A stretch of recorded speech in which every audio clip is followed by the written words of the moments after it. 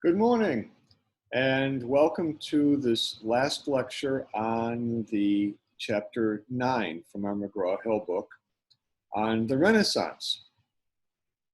The Renaissance is the period that immediately follows the medieval period, and today we think of the Renaissance as the age of exploration. So remember the medieval period of 1,000 years from 450 to 1450. The Renaissance is only a 150-year period, starting around 1450, lasting to 1600. If you remember 1492, Columbus sailed the ocean blue. Well, that's how we remember when the Renaissance was. It's in the middle of that period. Columbus and the European explorers heading to the Americas.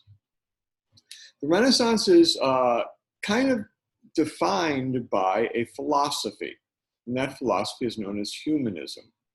Humanism is an emphasis on the individual and his relationship with the community. Humanism came about because, if you remember from the last lecture, when the Roman Empire fell, there was a parallel empire, still calling themselves the Roman Empire, with its capital in Constantinople. Eventually, over the 1,000 years, they were under perpetual siege by the Ottoman Turks. And by the late 1300s, early 1400s, the Ottomans finally succeeded in attacking and capturing Constantinople. Ahead of that time, the scholars and rich people from Constantinople fled. And they took with them books, manuscripts of ancient Greek and ancient Roman authors. All stuff that had been lost in Rome and lost in the Roman Empire and forgotten about during the medieval period. So as they arrived in Europe, they brought these texts with them. People in Europe learned to read Greek again and translated these texts. And suddenly these histories and these plays and these books of philosophy by Aristotle, Socrates, Plato, all those, Euripides, all these people were rediscovered in Western Europe. And one of the things they discovered was an educational system that was proposed by the ancient Greeks that today we call the humanities, based on the word humanism. This educational system emphasizes the study of grammar, rhetoric, which is persuasive speaking, poetry, history, philosophy, all the what we would call soft subjects today.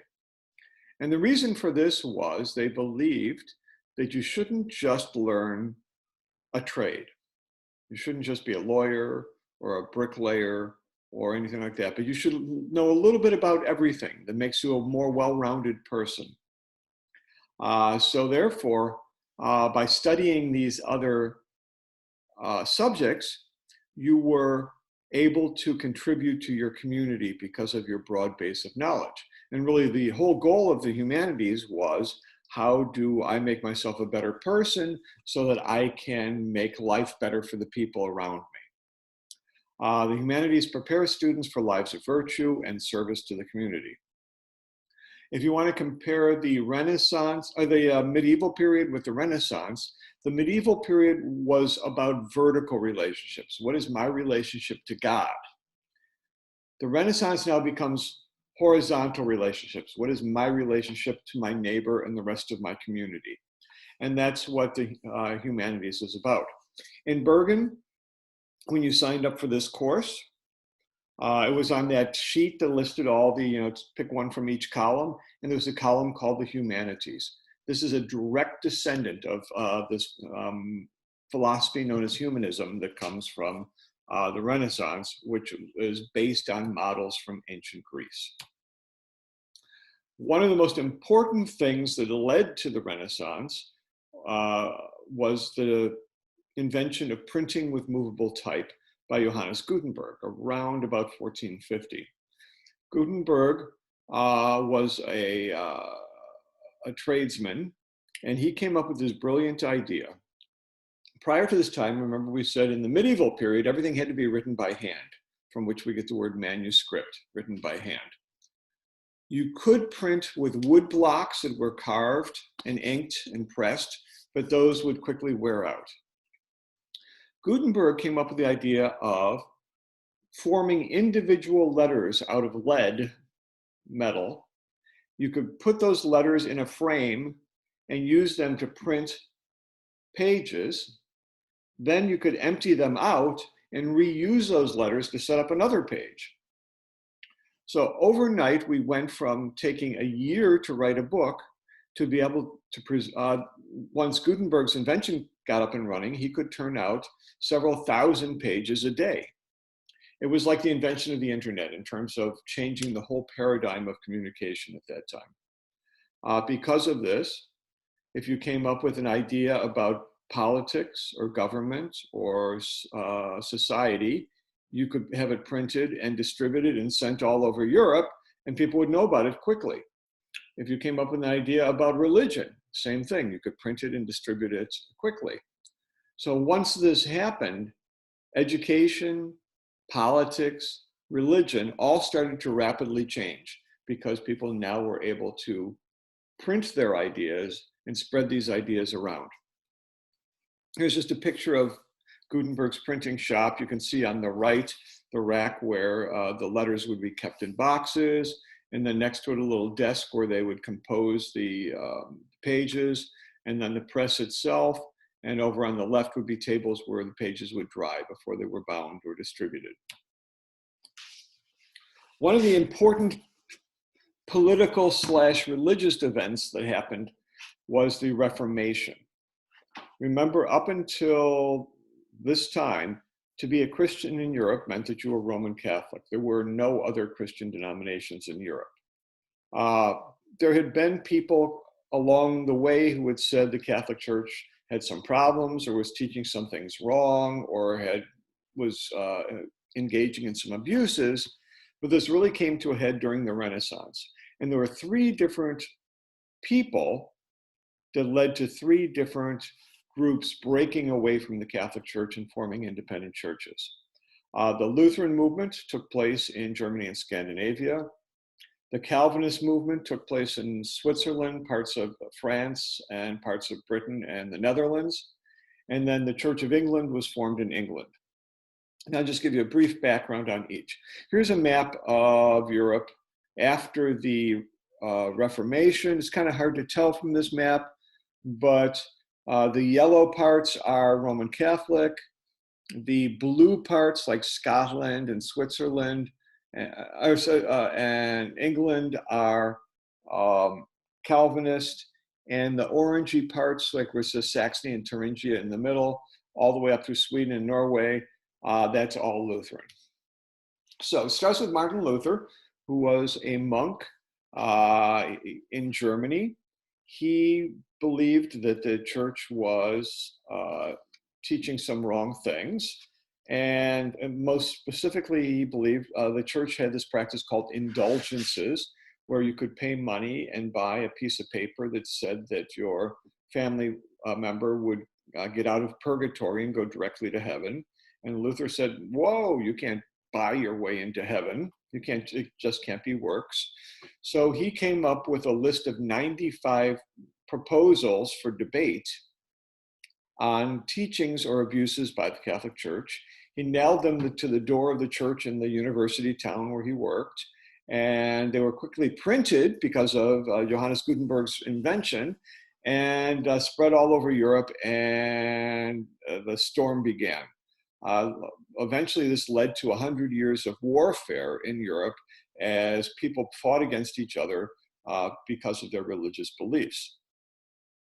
Luther was kicked out of the Catholic Church. He went into hiding, and during that time, he translated the entire Bible into the German language. Prior to that time, it was only in Latin, and there were very few copies of it. Now, suddenly, everybody could have a copy of the Bible in Germany in their own language and read for themselves and decide what they believed. And it led to the establishment of a new church that was independent from the Catholic Church, which today we call the Lutheran Church.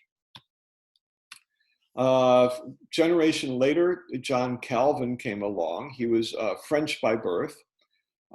He was a Catholic priest. He studied Luther's teachings and said Luther didn't go far enough.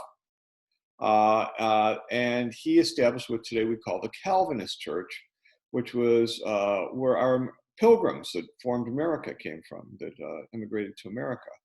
The Calvinists were Puritans. They believed in a very pure lifestyle, no drinking, no smoking, no gambling, modest clothing, no swearing. And they lived in a community in Geneva, Switzerland, where the government of the town was also the church government. We call that a theocracy. And Calvinism spread to Scotland by way of John Knox, and eventually to England and the Netherlands, parts of England. The Pilgrims who came to America were Calvinists. 1620, I think they came over. And they led this very conservative, very strict lifestyle, so much so that they were kicked out of England, kicked out of the Netherlands, and came over to set up their own Calvinist society here in Salem, Massachusetts, or Springfield, Plymouth, Massachusetts, where they settled. Finally, in England, the famous King Henry VIII was married to a Spanish princess named Catherine of Aragon. She wasn't giving him any children, and she was a little bit older than he was, and he decided that he was much more interested in this young girl at court called Anne Boleyn. He wanted a divorce from Catherine of Aragon. The Pope wouldn't give it to her, so he broke away from the Catholic Church, declared himself head of this new Church of England, divorced Catherine of Aragon, and married Anne Boleyn. Well, that didn't go very well, and after 3 years, he accused her of various misdeeds and got rid of her so he could marry her lady-in-waiting Jane Seymour. She produced an heir, but she died in childbirth, so he made a political marriage to Anne of Cleves.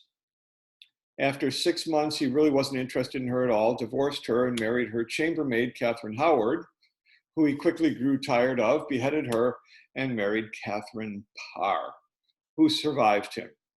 Interestingly enough, Anne of Cleves outlived all of them. She was the last of the 6 of them to die. But so in the middle of all this, Henry VIII takes England, forcibly changes it from Roman Catholic to Protestant, or at least breaks their tie with the Catholic Church. So musically, the music of the Reformation, we're going to talk about 2 composers. Music of the Renaissance. Josquin des Prez is pre-Renaissance, pre-Reformation. He was from the Netherlands. Can I move this so that I'm not covering? Yeah, so there you go. So you can see Josquin. He was from the Netherlands. He was famous throughout Europe in his lifetime. He worked for the Duke of Anjou in the Netherlands. Then he moved to the Duke of Milan, the Sforza family in Milan. Then he moved to Rome to work for the Pope in the Sistine Chapel Choir. Then he was hired by the King of France. While he worked for the King of France, Leonardo da Vinci painted his Pope portrait. That's how famous he was. He wrote lots of pieces of music, including settings of the Mass. Remember, I talked about those 5 prayers that you should know. Excuse me. And even after he died, his works continued to be performed for years. Oops, okay. This slide does not want to go forward. So we'll do it the old-fashioned way. There we go. Josquin used a technique that we call imitation. Imitation is when you hear a melody line sung by one voice part, like sopranos, for example, and then immediately that melody is repeated by the altos while the sopranos keep going, singing something else. Then it's immediately repeated by the tenors while the other 2 parts go. Then it's immediately repeated by the basses while the other 3 parts go. So you have, it's sort of like a round, but once you've stated the main part of the melody, then you can go off and do anything else while the round moves through the other voices. So you have these little phrases, one after another, of echoes going up or down through the voice parts. We call that imitation. This becomes kind of the main tool for the composition of music in the Renaissance, both mostly vocal, because that's most of what we have, and even in instrumental music, we see a lot of mostly instrumental imitation as the compositional tool. Here's a little example by Josquin that shows imitation in a graphic way. See how well this shows up on your screen. The text is Ave Maria in Latin. It starts with the sopranos.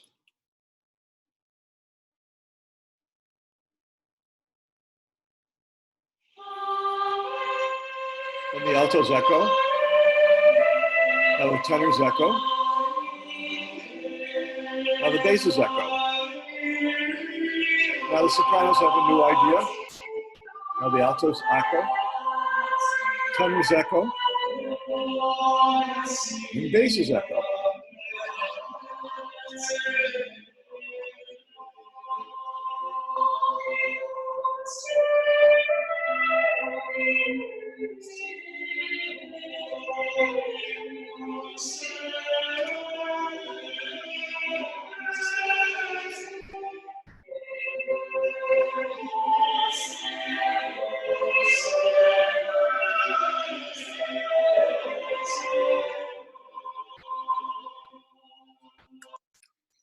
You'll see there was a link on the screen to that you can click on and go to the original of this, and you can hear it with a lot better audio fidelity. I urge you to listen to it and listen to the entire clip, because it's really quite beautiful, and it's a masterpiece, really, of musical composition. But it employs this concept of imitation, where one part comes in, next part echoes it, next part echoes it, next part echoes it. New idea, one part, then it's echoed, then it's echoed. Then maybe two voices sing together, then two other voices echo that. So this imitation is really the hallmark for composition during the Renaissance period. Another composer to talk about is Palestrina. Now he's the late Renaissance, end of the 1500s. He also, interestingly enough, both of these guys wrote for the Catholic Church. They both wrote in Latin pieces for the Catholic Church. Now, he was also very influential and had a great job, history. He worked for all three major churches in Rome. He sang in the Sistine Chapel Choir at St. Peter's. He was a choir master at Santa Maria Maggiore, and he was a choir master at St. John's Lateran, the three historic ancient churches in the city of Rome. He wrote pieces called motets. The last piece we heard by Josquin was also a motet. And here's what the word motet means now. Here, I'm going to move this out of the way. What the word motet means now. It is a piece of music that is sacred, Latin, polyphonic, a cappella, and choral. What that means is sacred means it's for religious, to be sung in church. The opposite of sacred is the word secular, which would be like popular music or music for outside in the world. But sacred is music for the church. Polyphonic, we talked about texture. Remember, monophonic is Gregorian chant, one melody line. Polyphonic means that each of the voices, soprano, alto, tenor, and bass, is doing their own thing, and it weaves together in this kind of beautiful tapestry of sound. A cappella means there's no instrumental accompaniment. All you hear is voices. And choral means that there are 4 lines of music, soprano, alto, tenor, and bass, and there's more than one person on each line. So it's not just a quartet, but it's a choir. There's a soprano section, an alto section, a tenor section, and a bass section. Here's a motet by Palestrina. So sacred, a cappella, Latin, polyphonic, choral, called Sicut Cervus. As the deer longs for springs of water, so my soul longs for you, O God. It employs imitation.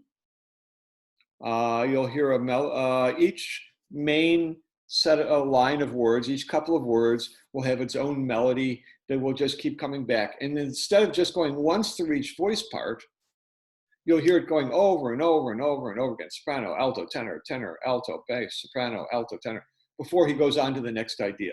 So even more imitation, more thorough imitation than we had in the last one. Here is Si Cucervas.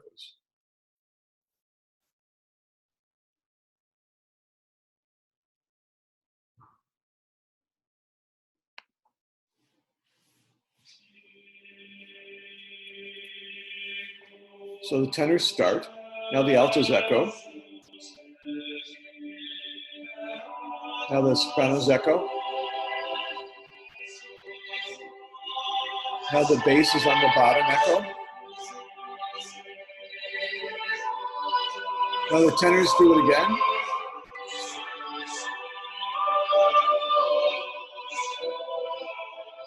Now the altos do it again.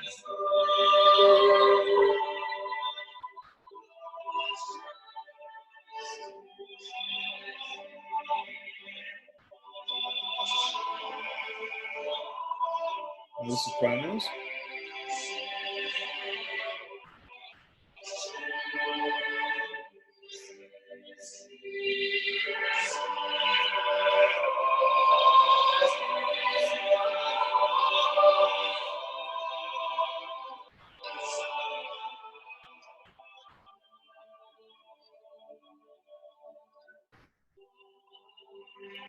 And again, you'll see the link come up on your screen telling you where to click to listen to this entire motet in better fidelity than you'll get from this lecture. Finally, we want to talk about the city of Venice in Italy. Venice was the site of, it was a very wealthy city because it's right on the Adriatic Sea, and it was where all the traders of spices and goods from Asia would land as they came to Europe doing their trading. In Venice was a huge church run by the Doge of Venice, who was the head of the council, called the church, Basilica of San Marco, St. Mark's Church. And it was the center of huge religious ceremonies and civic events, installations of mayors and welcoming of foreign guests and things like that. So the job of choir master there was very visible, very important, very famous. There's St. Mark's from the outside. Notice it's not in Gothic style. It's in a kind of a Romanesque / Byzantine style with the kind of onion domes and the rounded arches. It's a kind of a nod to Asia because it sits right on the border between Europe and Asia there. There's Piazza San Marco, the plaza in front, and you can see the squarish building, white building is the Doge's Palace, which is basically the Capitol building, and then to the left of that, the ornate church, and then the big tall bell tower in front. And there's the inside of St. Mark's. And the interesting thing, the church had lots of balconies in it. So the choir masters there realized that they could really make things grand by putting different groups of singers in each of the balcony and having kind of a surround sound going on, music coming from every direction. And the guy who did this the best was Giovanni Gabrieli. He was there in the late 1500s, so we're at the end of the Renaissance. He worked there actually into the early 1600s, and he wrote music that we call polychoral, music for several choirs. He also did a couple other things that were important. He was the first person to write and publish music for instruments alone, for an ensemble of, like brass instruments. He wrote all these pieces kind of in motet style with lots of imitation for brass instruments.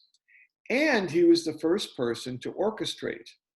He would take a piece of music for choir and say, choir 1, soprano, alto, tenor, bass, choir 2, soprano, trombone, and organ, choir 3, violin, sackbut, tenor, and bass, and literally designate instruments and where they should be playing and what they should be doing. So he wrote in the style we call polychoral, which means several choirs singing on one piece of music.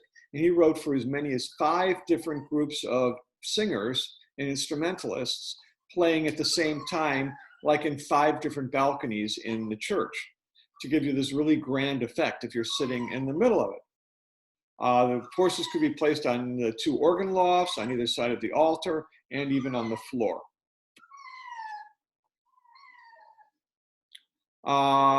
Here is just a short example of the sound of one of his polychoral motets.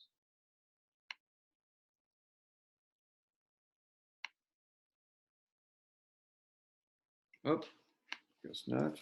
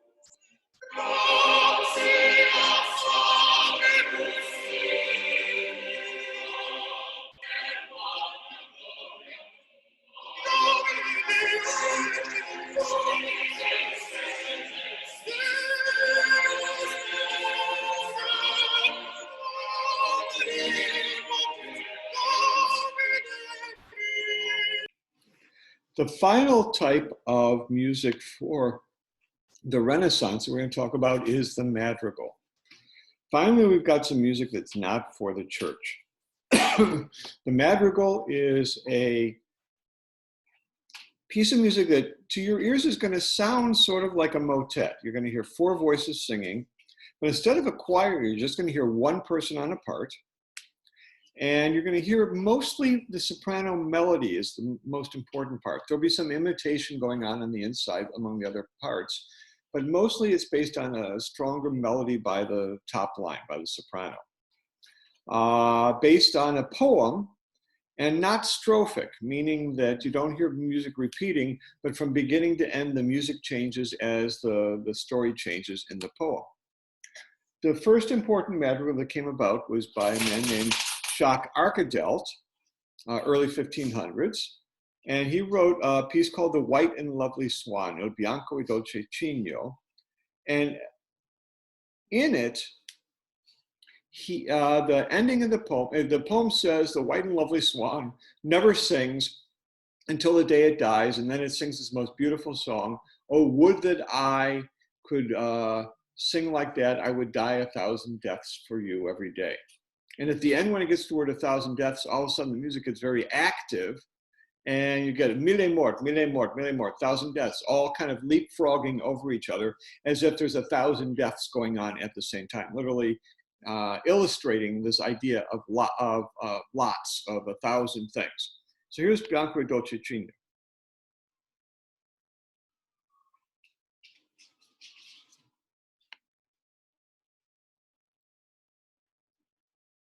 Il bianco e dolce cigno cantando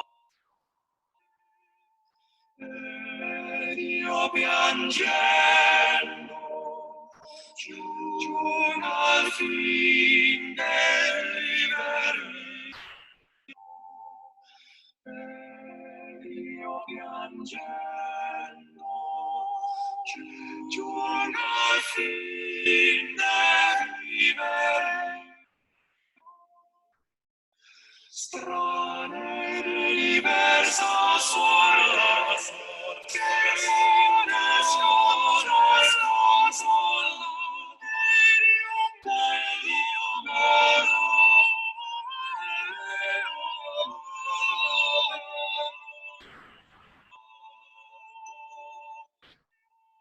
forte che nel morire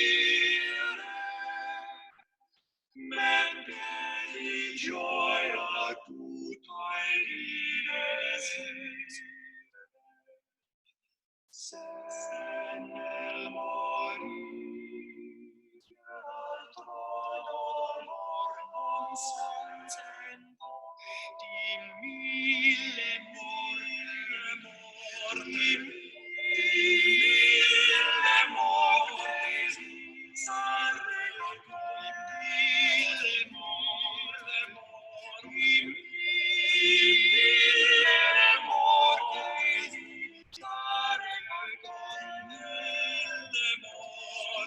Mille mortis, here over and over and over again.